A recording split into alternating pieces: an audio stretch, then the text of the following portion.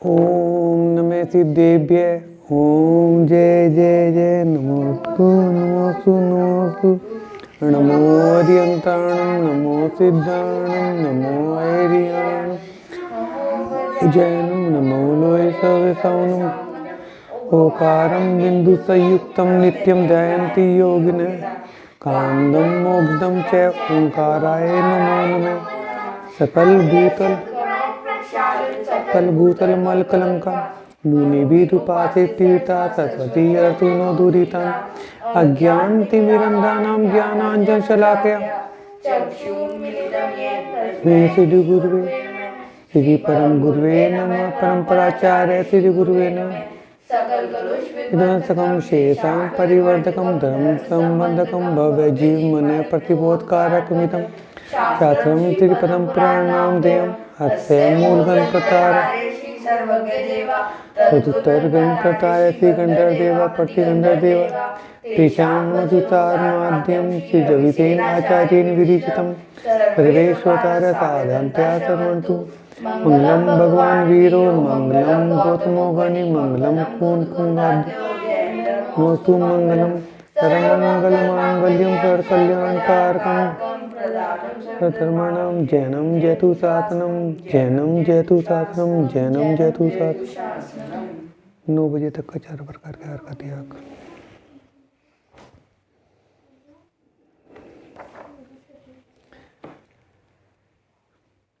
देखो, कल ये चर्चा हो रही थी कि मंदोदरी रावण को समझा रही हैं।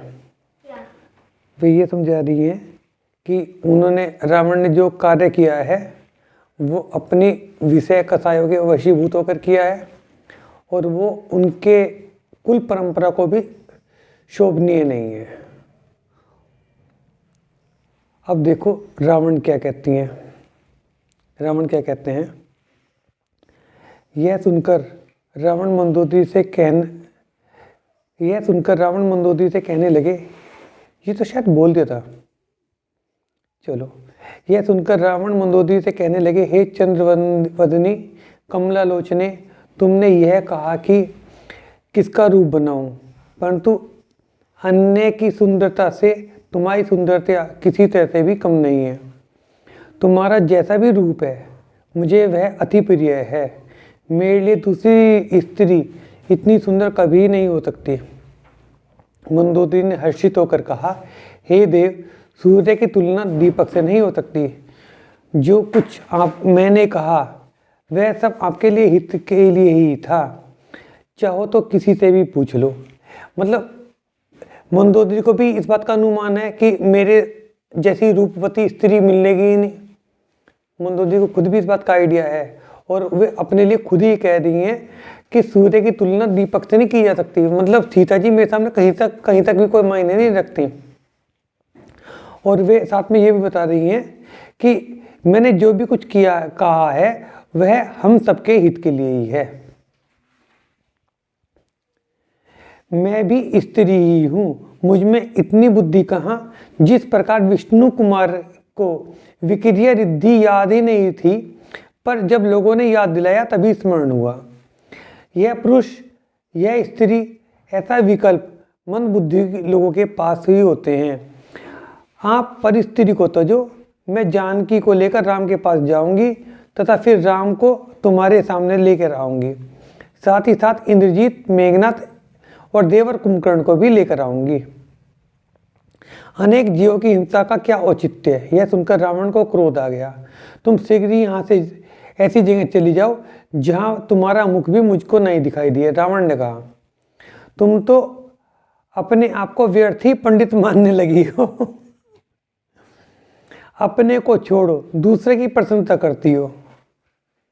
अपने को छोड़ दूसरे की प्रशंसा करती हो। तुम तो कमजोर दिल वाली हो, योद्धाओं की माता। तुम्हारे इंद्रजीत और मेघनाथ जैसे पुत्र मेरी पटरानी हो, राजा मैं की पुत्री हो।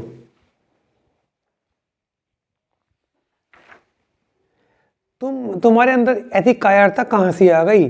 तब मंदोदरी ने कहा, हे पतिदेव, ज्ञानियों के मुख से बलभद्र नारायण प्रति नारायण के जन्म का जो विवरण सुनाया गया है वह सुनाती हूँ, ध्यान से सुनो। अब तक 7 नारायण तथा 7 प्रतिनारायण हो चुके हैं। हर बार नारायण ने प्रतिनारायण को मारा है। अब आपके समय यह बलभद्र और नारायण हुए हैं तथा आप प्रति वासुदेव हो, आप प्रति नारायण हो। इससे पहले भी हर बार प्रति वासुदेव अपने हट के कारण ही मारे गए हैं। जिस प्रकार आप हट की कामना कर रहे हैं, हट का मतलब जिद, जिसके कारण मारे गए हैं।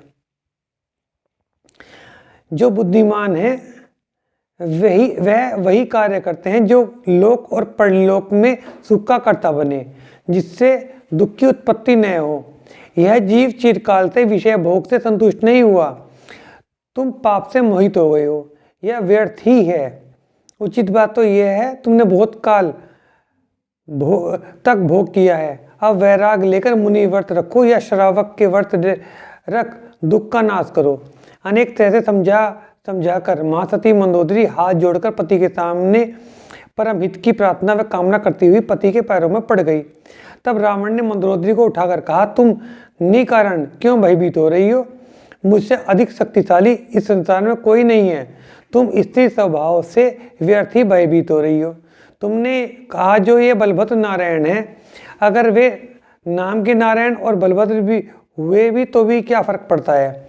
मतलब उसका कहना ये है रावण का कि इनका नाम होगा, इनका पद नहीं होगा। ये जैसा कोई अपना नाम श्री कृष्ण रखते तो श्री कृष्ण को ही हो जाएगा, ठीक है ना। तो इनका नाम बलभद्र होगा, नारायण होगा, तो इस बात से कोई फर्क नहीं पड़ता। नाम होने से कोई कार्य सिद्ध नहीं होते। अगर नाम का सिंह है तो भी क्या, जब तक सिंह जैसा पराक्रम नहीं, किसी को भी सिंह नहीं माना जा सकता। किसी का नाम शेर सिंह रख दिया तो शेर सिंह कोई हो जाएगा वो। तुम यह कायरता की बात करती हो। रतनपुर के राजा इंद्र कहलाता था, तो क्या इंद्र हो गया था? और वही विद्याधर के लोक वाली बात, ठीक है ना। तो उसका नाम इंद्र था, वो इंद्र तो नहीं था। उसी की भांति यह भी नारायण नहीं हो सकता। इस प्रकार का समझाकर रावण मंदोदरी के साथ कीड़ा भवन में पहुंच गया। फिर लंका भर में रात भर भोग विलास का उत्सव होता रहा। रावण समस्त राजमहल में रमता रहा, बार बार मंदोदरी से को प्यार करता रहा, उसके शरीर को निखारता रहा, परखता रहा। फिर भी रावण को जैसे संतोष नहीं हो पा रहा था। मंदोदरी ने रावण से कहा, मैं तुम्हें एक क्षण के लिए भी विलग नहीं करूंगी, मतलब तुम्हें जाने नहीं दूंगी, युद्ध में नहीं जाना तुम्हें, मैं तुम्हारे साथ लिपटी रहूंगी। आप मुझे युद्ध से विजयी बनकर शीघ्र ही वापस आओ। मैं रत्न के चौक बनाकर रखूंगी, प्रभु की पूजा करूंगी तथा तुम्हारा स्वागत करूंगी। धीरे धीरे विषय भोग में ऐसे भरी रात भी समाप्त होनी थी, सो हो गई। सारी स्त्रियां अपने अपने पति से अलग होकर दुखी हुई। सारी रानियों को रावण ने दिलासा दी। रावण की आज्ञा से रणभेरी बजने लगी। अब वो युद्ध के लिए निकल लिए। अपने अपने घरों से निकलकर योद्धा राजा रावण के महल के सामने एकत्रित होने लगे। सभी स्त्री अपने अपने पति को युद्ध भूमि की ओर जाते हुए देखकर मन में वियोग के चेहरे पर प्रसन्नता के भाव दिखाती हुई विदा कर रही थी। मतलब दिखा तो ये रही थी कि वे खुश हैं, लेकिन मन में वे दुखी थी। चतुरंग सेना के सबसे आगे मारी, फिर विमलचंद, सुनंद, आनंद, नंद आदि हजारों राजाओं अपने नाना प्रकार के भयानक वाहनों पर चढ़कर लंका के मुख्य द्वार से बाहर निकलने लगे। चलने से पूर्व रावण मंदोदरी से कहने लगा, हे प्रिय विदा दो, पता नहीं अब तुम्हारे से दोबारा मिलन होगा भी या नहीं। रावण को युद्ध भूमि में आया देख सुग्रीव और हनुमान क्रोधित होने लगे। जब रावण युद्ध भूमि के लिए निकल रहा था उस समय बहुत से अपशकुन दिखाई दिए। उधर राम ने जामुनद से पूछा कि नगर के पास यह पर्वत जैसा क्या दिखाई दे रहा है? तो जामुनद ने कहा, यह बहुरूपणी विद्या से रचा हुआ पद्मराग नाम का रथ है तथा बहुत से लोगों की मृत्यु का निमित्त बनने वाला है। अंगद ने नगर के अंदर राजमहल तथा मंदिर जी में जो उपद्रव किए तथा रावण को जो क्रोध दिलाया है, अब वह बहुरूपणी विद्या सिद्ध करने के बाद हमसे महावैर निकालने के लिए आया है। यह सुनकर लक्ष्मण ने अपने सारथी को रथ चलाने की आज्ञा दी। लक्ष्मण के रथ के साथ अनेक वानरवंशी योद्धा भी उन्हें घेर कर चलने लगे। दोनों पक्ष के योद्धा एक दूसरे के खून के प्यासे होकर भिड़ गए। धीरे धीरे युद्ध की गति तीव्र और भयंकरता भी बढ़ती जा रही थी। रुधिर की नदियां बहने लगी, सिर धड़ से अलग होकर गिरने लगे। सिर के बिना भी धड़ युद्ध में नृत्य करते दिखाई पड़ रहे थे। दोनों सेना बराबरी पर डटी हुई थी। असंख्य जीवों के मरने पर भी युद्ध की गति कम नहीं हो रही थी। फिर मारीच, चंद्र, विकट, वज्राक्ष, शुक, सारण तथा अन्य योद्धाओं के साथ मिलकर सामूहिक हमला कर दबाव बढ़ाया। तो जवाब में हनुमान, मतलब ये सारे योद्धा है ना, इकट्ठे होकर रावण की तरफ से युद्ध के लिए एक साथ इकट्ठे होकर आए।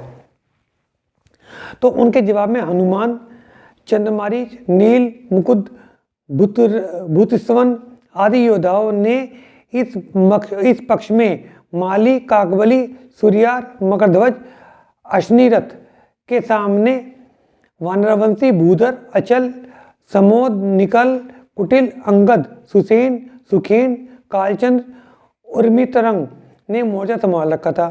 अंजना पुत्र हाथियों के रथ पर सवार होकर युद्ध नृत्य का अद्भुत प्रदर्शन कर रहा था। हाथी, अंजना पुत्र का मतलब हनुमान जी हैं। जो भी उसके सामने आया तुरंत ही परलोक सिधार गया। राक्षसों की सेना उनके सम्मुख त्राहिमाम कर रही थी हनुमान जी के सामने। तब वे वंशी विद्याधर राजा में हनुमान के सामने आ गया। जो राजा में है ये इनके रावण के ससुर हैं, मंदोदरी के पिता। हाँ, मंदोदरी के पिता आ गया। तो हनुमान ने उनका रथ तोड़ दिया।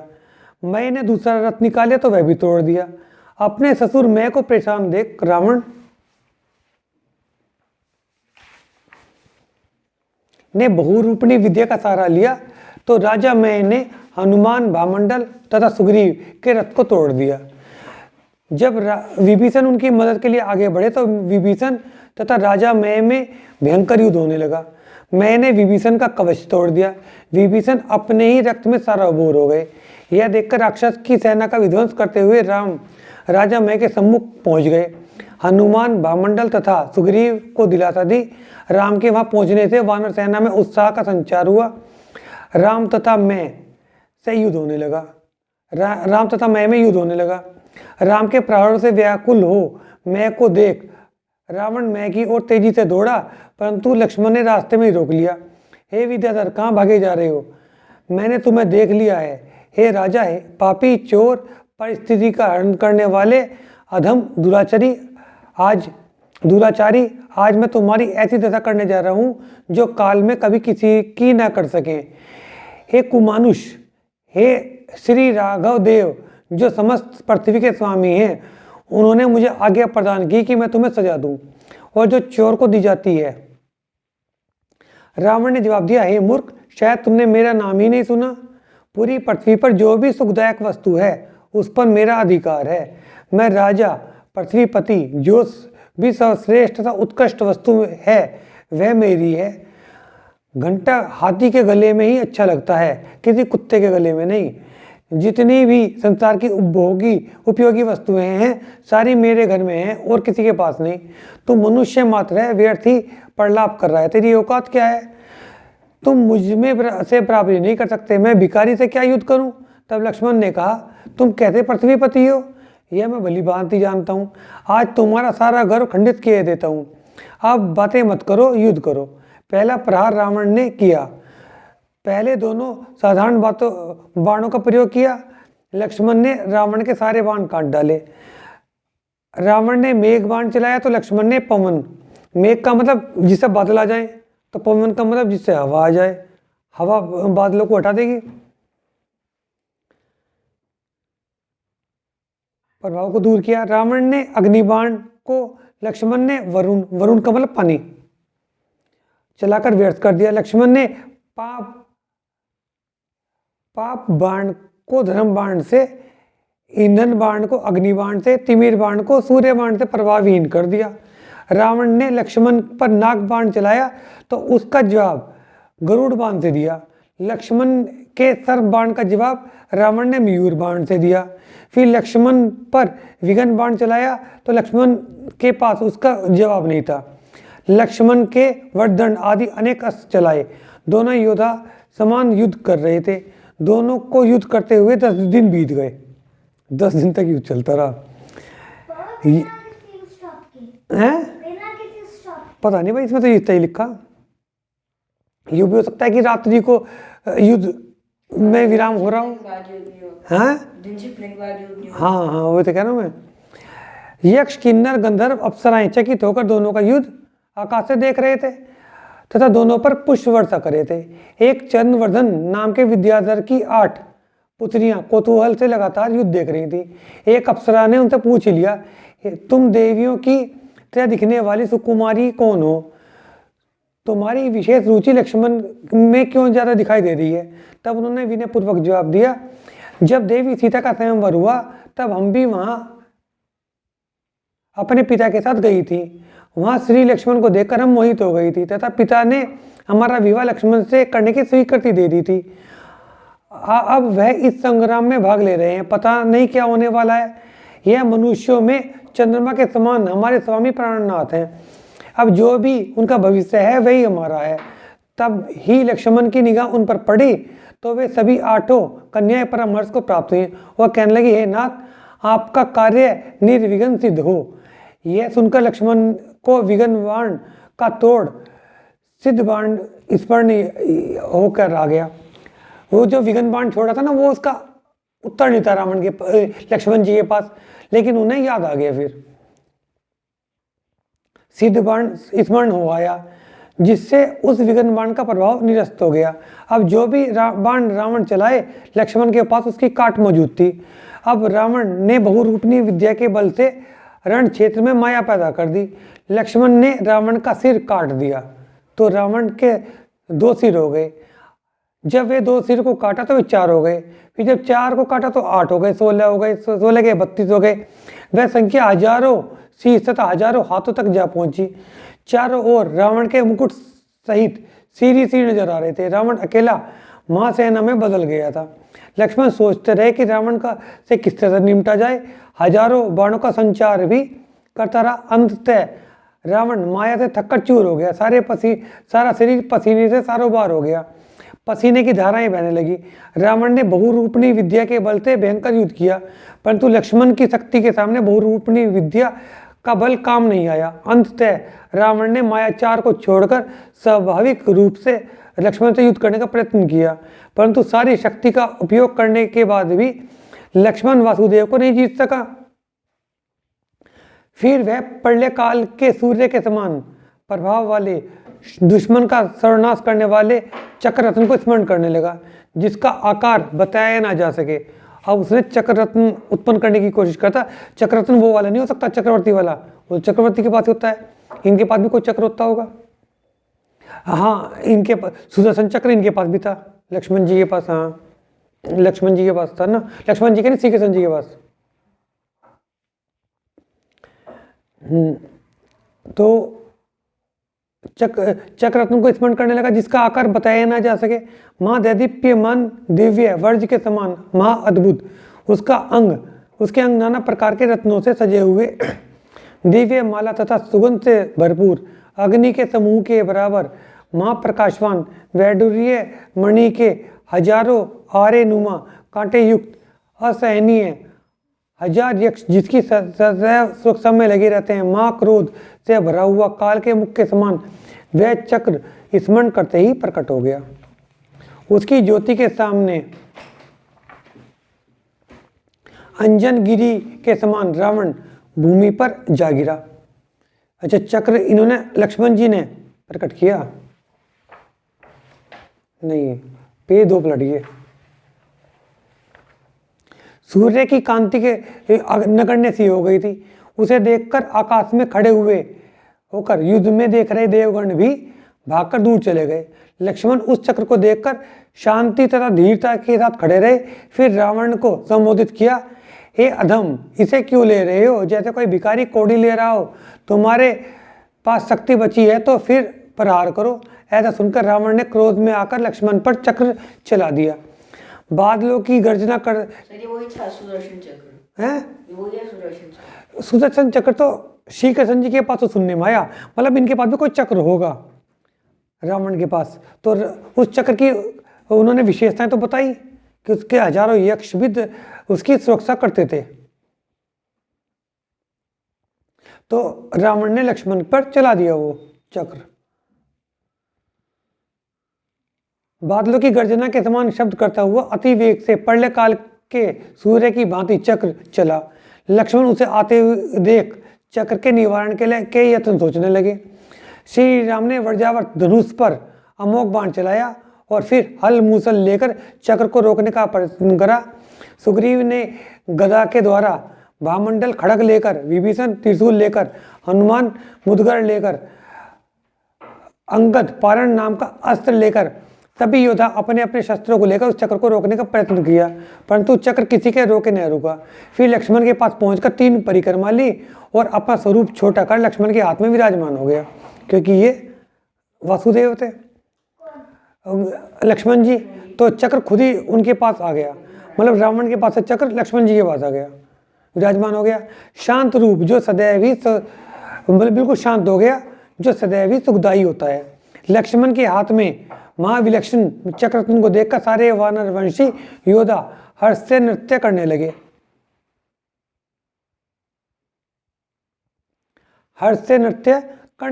तथा कहने लगे, जब भगवान अनंतवीर्य केवली ने पहले ही बतला दिया था कि लक्ष्मण 8वें वासुदेव तथा राम 7वें बलदेव हैं, इसलिए यह महाज्योति चक्रपाणी होनी ही थी। अति उत्तम शरीर के धारक, इनकी शक्ति का वर्णन कौन कर सकता है। ये बलभद्र नारायण दोनों भाई पुरुषोत्तम हैं। स्पष्ट हो गया पुण्य के प्रभाव से परम प्रेम में लबालब भरे हुए हैं। रावण लक्ष्मण के हाथ में चक्ररत्न को विराजमान देखकर सोचने लगे, जो केवली भगवान अनंतवीर्य ने कहा था आज वह सच हो गया। निश्चित रूप से कर्म रूप पवन के द्वारा प्रेरित यह समय आ गया है, जिसके छत्र को देखकर ही विद्याधर डर जाते थे। दुश्मन की सेना भयभीत होकर छिप जाती थी। दुश्मन की सेना के छत्र और ध्वज मेरे प्रताप से उखड़ जाते थे। हिमाचल विंध्याचल महापर्वत श्रृंखला से जिनकी छाती बनी हुई है, समुद्र रूपी वस्त्र पहने यह पृथ्वी मेरी आज्ञाकारिणी दासी थी, उस जैसे रावण को मुझे एक भूमि गोचरी ने परास्त कर दिया है। यह अद्भुत बात है। रावण को अनंतवीर्य केवली की बात याद आ गई थी और साथ में ये खुद भी सोच रहे थे कि मेरे सामने तो कोई टिकता ही नहीं था, ये टिक कैसे गए मेरे सामने। मेरे ध्वज को देखकर, मेरे छत्र को देखकर सबके सब लोग घबरा जाते थे, ये मेरे से युद्ध कर रहे हैं और युद्ध तो कर ही रहे हैं साथ में, है ना, हार भी तो नहीं रहे। तो उसे रावण को डाउट हो गया कि है ना, क्या नाम, इनके हाथों हो सकता है मेरा मरण नहीं हो रहा हो। अब मेरे कष्ट के दिन प्रारंभ हो गए हैं। धिक्कार है इस राजलक्ष्मी को, इसका स्वभाव एक उल्टा स्त्री के समान है, जो धनी पापी मनुष्य के संसर्ग करने के लिए पूर्व परिचित पुरुष का साथ छोड़ देती है। मतलब क्या है, धन आज किसी के हाथ में है, कल को किसी और के हाथ में है। तो ये कह रहे हैं ना कि धन ऐसा है जैसे उल्टा स्त्री हो, अपने पूर्व परिचित को छोड़ देगी दूसरे को देखकर। यह इंद्रियों के भोग इंद्रायण के फल तुल्य है, इसका परिपाक वीरस है। अनंत दुख संबंध के जनक होने के कारण ही मुनियों के द्वारा निंदनीय है। पृथ्वी पर उत्तम पुरुष भरत चक्रवर्ती हुए हैं, वे धन्य हैं जिन्होंने निष्कंटक षटखंड पृथ्वी पर राज किया तथा विष के मिले अन्न की भांति राज्य को एक क्षण के में तज दिया, दीक्षा लेकर परम पद को प्राप्त करने में सफल रहे। मैं विषय भोग का लोभी, मोह ने मुझे हरा दिया, यही मोह संसार के भ्रमण का कारण है। धिक्कार है मुझे जो मोह के वशीभूत होकर मैंने अपनी ऐसी दुर्गति कराई। हाँ देखो, सुदर्शन चक्र ही था, नाम आ गया सुदर्शन चक्र। सुदर्शन चक्र को धारण किए हुए लक्ष्मण रावण से कहने लगे सुदर्शन चक्र ही है, और वो नारायण के पास ही है। पहले लक्ष्मण, मतलब बाद में श्री कृष्ण जी के पास भी सुदर्शन चक्र ही था, वे अपने हाथ में रखते थे, अब ये लक्ष्मण के हाथ में। लक्ष्मण रावण से कहने लगे, हे विद्याधरापति पति, अब भी कुछ नहीं बिगड़ा है, जानकी को लाकर राम को सौंप दो। यह वचन उच्चारित करो कि मैं श्री राम के प्रसाद से जीवित हूँ। हमें तुम्हारा कुछ भी नहीं चाहिए, तुम्हारी राज्य लक्ष्मी भी तुम्हारे पास ही रहे। तब रावण ने मुस्कुराते हुए कहा, रे भिखारी, तुझे वीरता गर्व हो गया है, मैं तुम्हें अपना पराक्रम अभी दिखाता हूँ। हे अधम नर, मैं तुम्हें जिस अवस्था में रखना चाहूँगा तुम्हें वही अवस्था स्वीकार करनी पड़ेगी। मैं रावण पृथ्वीपति विद्याधर, तुम भूमि गोचरी भिखारी। लक्ष्मण ने कहा, बहुत कहने से क्या, जिस नारायण के हाथों तुम्हारी मौत लिखी है वे अवतरित हो गए हैं। रावण ने कहा, क्या इच्छा करने मात्र से कोई नारायण हो जाता है? इसलिए तुम वह नहीं हो सकते जो तुम बनना चाहते हो। तुम कुपुत्र हो, पिता ने तुम्हें देश से निकाल दिया है। माँ दुखी, दरिद्री, वनाचारी, भिखारी, निर्लज, तुम्हारी वासुदेव की पदवी का हमें भी पता है। तुम्हारे मन में अब जो शंका पैदा हो गई है उसे मैं ही दूर कर सकता हूँ, और तथा अभी करूँगा भी। तुम्हारे मनोरथ को मैं ही भंग कर दूंगा। यह धांधली समान चक्र पाकर तुम गर्व से फूल रहे हो। भिखारियों का तो यही हाल होता है, जरा सा कुछ मिल जाए तो उत्सव करने लगते हैं। बहुत कहने से क्या फायदा, ये पापी विद्याधर तुम्हारे साथ मिल गए हैं तथा उनके साथ यह चक्र। अब मैं इन सबके साथ वाहन सहित तुम्हारा वध करूंगा, तुम्हें पाताल भेज दूंगा। यह सुनकर लक्ष्मण को यह कहते हुए कि लक्ष्मण ने यह कहते हुए कि हे राजा रावण, सावधान हो जाओ, तुम्हारी मौत अब दिखाई देने लगी है। यह चक्र को रावण के ऊपर छोड़ दिया। वज्रपात के समान शब्द करता हुआ प्रलय काल के सूर्य के भांति चक्र रावण की तरफ बढ़ा। रावण ने भिन्न भिन्न प्रकार के शस्त्रों से चक्र को रोकने की बहुत कोशिश की, परंतु चक्र नहीं रुका। तो रावण ने चंद्रहास खड़ग से चक्र को रोकने का प्रयत्न करा। चक्र तथा खड़ग का टकराव होने पर अग्नि के कणों से आकाश प्रज्वलित हो उठा। खड़ग तथा रावण की मिली शक्ति चक्र को नहीं रोक सकी। चक्र ने उस महाशूरवीर राक्षसों के इंद्र रावण को उर स्थल भेज दिया।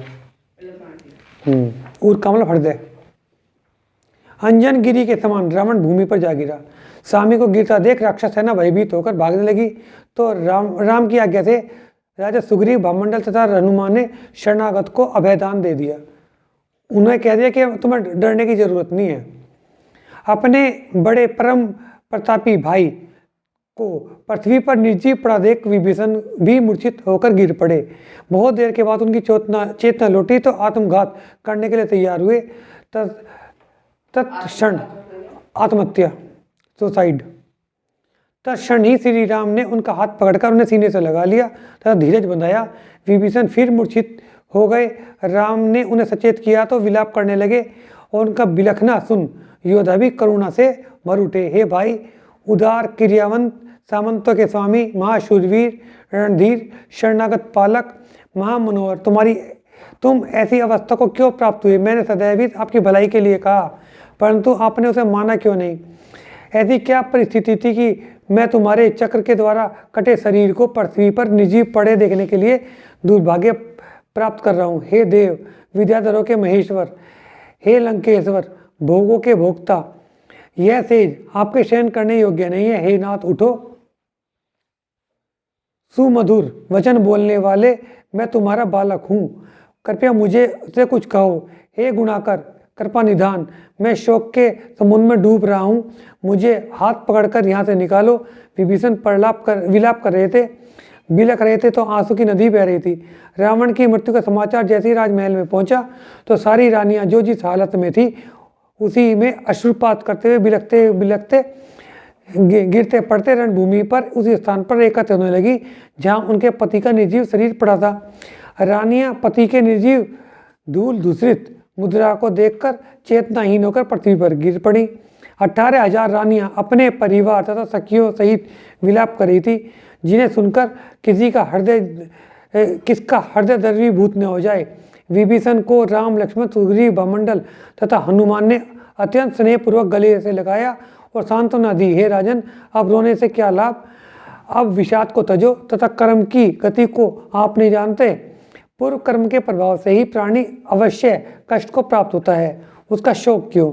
तुम्हारे भाई जो सदा जगत में हित के लिए प्रयत्नशील रहे, प्रीति करने वाले, समाधान रूप बुद्धि के स्वामी, राजकार्य में प्रवीण, प्रजा के पालक, सभी शास्त्रों के ज्ञाता वेता, वह भी बलवान, मोह में फंस दारुण अवस्था को प्राप्त हुए हैं तथा अपना परिवार, अपना व अपने परिवार का विनाश का कारण बने। जब जीव का विनाश काल आता है तो उसकी मति भ्रष्ट हो जाती है। हे महाराज विभीषण, तुम्हारा भाई रावण उदार चित्त के साथ रण में युद्ध करते हुए महावीर मरकर परलोक सिधार गए हैं। जिनका नाम खराब नहीं हुआ है, उसने कुछ नहीं खोया है, वे धन्य होते हैं जिन्होंने लड़ते लड़ते प्राण त्याग दिए। ऐसे महाप्रतापी वीर भाई के लिए शोक आप जैसे पंडित को शोभा नहीं देता। और एक कथा सुनो। अक्षय कुमार नाम के एक महाविभूति राजा अरिदम राज्य करते थे। एक बार वे किसी कार्य से कुछ दिन के लिए बाहर गए हुए थे। वह लौटकर आए तो उन्होंने अपनी रानी को 16 श्रृंगार किए हुए अपनी महल की शोभा देख रानी से पूछा, तुम्हें मेरे आने का पता किस प्रकार से चला? तो रानी ने बताया, कीर्तिधर नाम के अवधिज्ञानी मुनि आज आहार के लिए पधारे। तो मैंने उनसे पूछा कि राजा कब आएंगे? तो उन्होंने कहा कि अचानक आज ही तुम लौटकर आ जाओगे। यह सुनकर राजा मुनि के पास गए और उनका मजाक उड़ाते हुए पूछा, हे मुनि, अगर आपको यह ज्ञान है तो यह बताओ मैं क्या सोच रहा हूँ। तब मुनि ने कहा, तुम्हारे मन में यह प्रश्न है कि मैं कब मरूंगा। राजन, तुम आज से 7वें दिन वज्रपात से मर जाओगे तथा विष्ठा में कीट बनोगे। राजा अरिदम ने महल में पहुंचकर अपने पुत्र प्रीतिकर को बुलाया कि मैं मरने के बाद कीट बनूंगा, तुम उस कीट को तुरंत ही मार डालना। मरने के बाद राजा विष्ठा में कीट बना। तब प्रीतिकर ने उसे कीट को मारने की कोशिश की तो वह उसके अंदर, मतलब विष्ठा का मतलब होता है उल्टी, तो मतलब ये बताना चाह रहे हैं कि जो जीव जिस स्थिति में रहे वो उसी स्थिति में जीवन चाहता है। अब ये देखो कि ना नाली के अंदर कीड़े होते हैं। क्या हम नाली के कीड़े कभी बने नहीं? बहुत बार बने होंगे। अच्छा, क्या हम नाली में हाथ देना पसंद करेंगे? लेकिन जब कीड़ा बन जाता है तो पूरा का पूरा नाली में डूबा ही रहता है। तो ये बताया कि राजा को ये पता चला कि वो उल्टी के अंदर कीड़ा बनेगा, तो उसके वोमिटिंग के अंदर, तो उसने ये सोचा कि ना इतना गंदा, इससे अच्छा तो मर ही जाऊं मैं। तो उसने अपने पुत्र से ये कहा कि मैं वहाँ कीड़ा बनूंगा, तू मुझे मार दिए वहाँ पे। तो जब पुत्र वहाँ पे उसे मारने के लिए गया तो वो उसके अंदर छुप गया, अपनी जान बचाने की कोशिश करी उसने, ये बताया। क्योंकि वो उसके अंदर है तो वो उसके अंदर भी जीना चाह रहा है, ये बताया। अंदर जाके छिप गया। तब प्रीतिकर मुनि के पास आया और कहा, मेरे पिता ने बताया था कि वे मरकर मल में कीड़ा बनेंगे, परंतु जब मैं उन्हें मारने के लिए गया वे डर के मारे मल में ही छिप गए। तो मुनि ने कहा, तुम दुख मत, विषाद मत करो का मतलब तुम दुखी मत हो। जो जीव जिस गति में जाता है वहीं रम जाता है, इसलिए तुम आत्म कल्याण पर ध्यान दो जिससे पापों से मुक्ति मिले। जीव अपने अपने कर्म का फल भोगते हैं। यह जानकर प्रीतिकर मुनि दीक्षा लेकर वन में चले गए। इसलिए हे विभीषण, यह जगत नाना प्रकार का है जिससे तुम भली भांति परिचित हो।